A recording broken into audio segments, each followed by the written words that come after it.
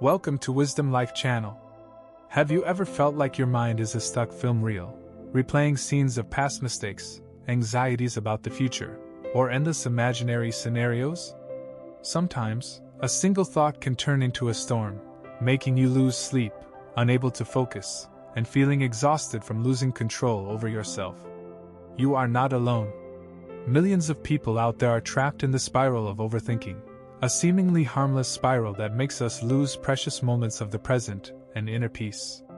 In this video, we will tell you a special story, the story of a young man who went through a journey struggling with his own thoughts, once trapped in a maze created by his own mind. But the miraculous thing is that he found a way to escape that endless loop and began living a freer, more peaceful life. What helped him achieve that? And how can you apply these lessons to find peace within yourself? Stay with us until the end to discover and realize the lessons that can change your life forever. At St. Michael's Zen Monastery in the Berkeley Mountains, California, surrounded by pine forests and snow in the winter, about 800 monks practice under the guidance of Zen Master David Morrison, a renowned master of meditation and self-awareness. This monastery has existed for 125 years, a place where many seek enlightenment and peace of mind. On an autumn morning, when the maple leaves were turning a brilliant red, a young man named Michael Thompson, 23 years old, a recent Stanford University graduate with a degree in philosophy, came to the monastery.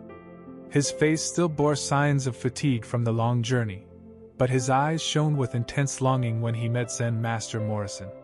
"Master," Michael bowed and said, his voice trembling with emotion, "I have read many books on philosophy, psychology, and religion.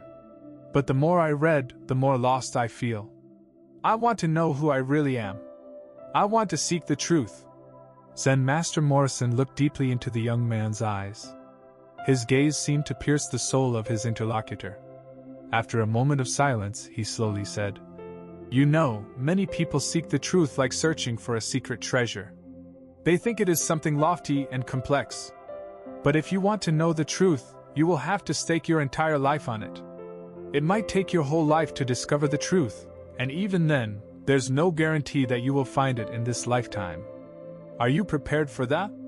Michael did not hesitate. "Master, I did not come here to turn back.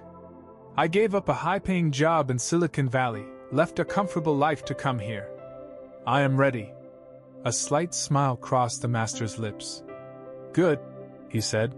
"I have a task for you. In the kitchen of the monastery, there is an old rice mill.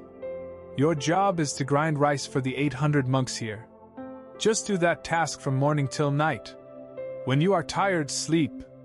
When you wake up, continue grinding rice. Do nothing else. Do not think about anything else. Just keep following this path and do not come back to see me. I will come to you when needed." Michael felt confused. He had expected to learn profound scriptures, to practice advanced meditation techniques. But grinding rice? However, he was determined not to turn back, so he silently nodded. The first few days were difficult for Michael. The old rice mill was cumbersome, heavy, and required much physical effort. His hands became calloused, his back ached. But the hardest part was not the physical labor, but the incessant thoughts in his mind. He thought about his family, how disappointed his parents were when he declined a job at Google to come here. He thought about Sarah, his beautiful girlfriend who cried when he said goodbye. He thought about the philosophies he had studied, Kant, Hegel, Nietzsche. Ideas, concepts, definitions kept swirling in his head. But then, over time, with no new subjects to think about, the old thoughts gradually faded.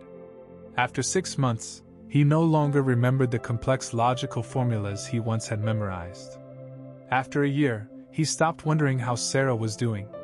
After 2 years, he forgot his own birthday. The other monks in the monastery considered him a fool. They meditated for hours, memorized hundreds of pages of scriptures, and discussed high philosophies. But Michael? He just ground rice, day after day, year after year. He spoke to no one, read no scriptures, did no meditation. 12 years passed this way. One day, Zen Master Morrison announced, My time is near and I must choose a successor who will lead the monastery after me. Therefore, any disciple who feels that they have attained self-awareness and knows themselves completely should come to my door at night and write a few lines on this wall summarizing their entire life experience." That night, Brother James, one of the senior disciples, well versed in all Buddhist scriptures and highly respected by everyone, wrote on the wall, "The mind is like a mirror that gathers dust from thoughts and desires. Meditation is the process of removing this dust, and when the dust is gone, the mirror of the mind becomes clear, leading to liberation."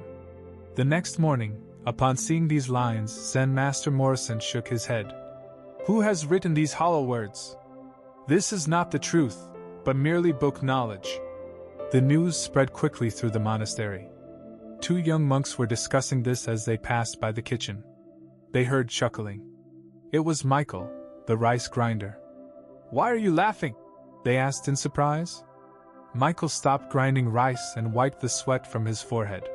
"I'm laughing because the master is right. Those lines are rubbish, they hold no value." The 2 monks were stunned. This rice grinder, whom they considered foolish, dared to criticize Brother James's words. "Can you write something better?" they challenged. "I am illiterate," Michael smiled. "But I can speak, and you can write for me." That night, in the presence of many, Michael recited the following lines, and a monk wrote them on the wall. "The mind is just an illusion. There is no mind, nor is there any mirror of the mind. And when there is no mind, where will the dust settle? The one who understands this knows the truth." That night, Zen Master Morrison came to the kitchen. Michael was sound asleep next to the rice mill. He woke him up and said, "You have understood what many people spend a lifetime failing to grasp. Here, take my robe and staff. From today, you are my successor." He then continued, his voice deepening, "But you must leave this monastery tonight. Go far away, for many scholars here consider themselves superior, and they will not accept that a simple rice grinder is more enlightened than they are. You have attained the same knowledge that I have, and I know that wherever you go, people will flock to you, for when a flower blooms, its fragrance spreads everywhere." Michael touched his forehead to his master's feet, then quietly left the monastery in the dark of night. It is said that he traveled south, established a small hermitage in the forest, and taught meditation to those who sought him out. No one knows the exact location of the hermitage, but those fortunate enough to find it claim they learned the most valuable lesson. Happiness and enlightenment do not lie in accumulating knowledge or overthinking, but in letting go and living fully in the present. This story has shown us that meditation does not necessarily mean sitting still with closed eyes. Meditation can be performed in any activity, as long as we are fully present and immersed in what we are doing. To understand more about how to stop overthinking, consider another story about John Parker, a famous locksmith in Boston. John could unlock any type of lock, from ancient safes to modern electronic locking systems. His reputation spread so widely that the FBI often sought his assistance in complex cases. One day, a group of security experts wanted to challenge his skills. They set up a challenge for him. John would be locked in a metal box and dropped into a lake 25 feet deep. He had to unlock the box and escape within 3 minutes. If he couldn't, he could press the emergency button to be brought back up, but that would mean failure. John confidently accepted the challenge. He meticulously studied the structure of the box, prepared the most sophisticated unlocking tools. When he was locked in the box and dropped into the water, he immediately set to work. But after many attempts, the lock still wouldn't open. Time passed, the oxygen in his lungs dwindled, and panic began to set in. His mind was spinning with dozens of methods, but none of them worked. Finally, when he couldn't bear it any longer, he pressed the emergency button. When the box was pulled up and opened, John saw something unbelievable. The box had never been locked. Just a slight push would have opened it. John sat by the lake, soaking wet and shivering, not from the cold but from realizing an important truth. His complex thoughts had obscured the simplest solution.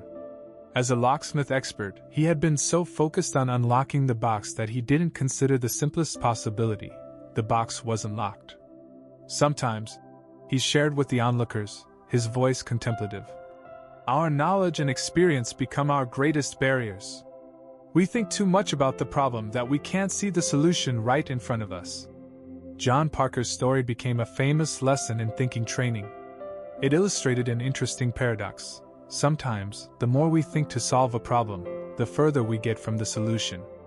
In today's modern world, we often find ourselves in a similar situation. We get caught in a spiral of incessant thoughts. A manager spends the whole night worrying about tomorrow's meeting. A student constantly thinks about the upcoming exam results. An entrepreneur continually analyzes possible scenarios for a new project. A mother incessantly worries about her children's future. All these thoughts, though stemming from good intentions, often backfire. They cause us to lose sleep, decrease our work efficiency, and sometimes lead to wrong decisions. So why do we fall into the trap of overthinking? There are 5 main reasons. Firstly, the illusion of control. We often think that the more we think about a problem, the better we can control it. In reality, this is often not true. The second, fear of imperfection. In a world that values perfection, we fear making mistakes. This leads to overanalyzing every decision. The third, habits accumulated from education. The education system often teaches us to think thoroughly before acting. While this has its value, sometimes it becomes a barrier. The fourth, social pressure.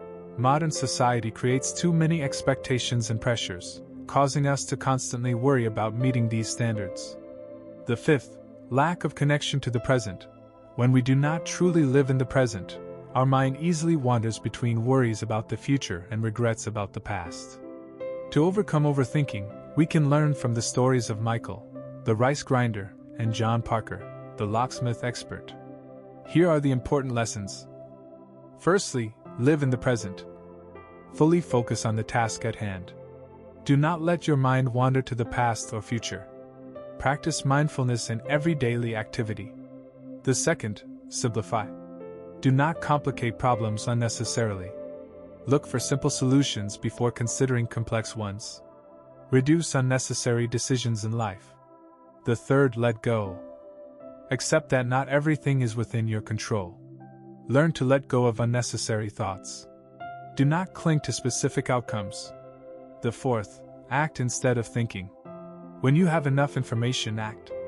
Avoid the loop of overanalysis. Learn from reality instead of just thinking about theories. The fifth, practice regularly. Spend time each day to practice meditation. Cultivate the habit of focusing on the present. Develop the ability to recognize when you are overthinking. An effective method to reduce overthinking is to practice the 5-minute pause whenever you feel caught in the spiral of thoughts. Number 1. Stop whatever you are doing. Number 2. Find a quiet place. Number 3. Focus on your breath for 5 minutes. Number 4. Observe the thoughts coming and going without judging them. Number 5. After 5 minutes, decide whether the issue really needs further thought. Additionally, creating a planned, worry time can be very helpful. Instead of worrying all day, set aside 30 minutes each day to list all the things that are worrying you. Categorize them into solvable and unsolvable problems. Make an action plan for solvable problems. Practice letting go of issues beyond your control. Finally, remember that stopping overthinking is not a destination but a journey. Just like Michael took 12 years to achieve enlightenment, we also need to be patient with ourselves in this process. Every step forward, however small, is valuable on the path to a more peaceful mind. Remember Zen Master Morrison's words: "When a flower blooms, its fragrance spreads everywhere." When we learn to stop overthinking and live fully in the present, our peace and happiness not only affect ourselves but also spread to those around us. Thank you so much for watching. We are looking forward to sharing you more interesting stories in the coming videos.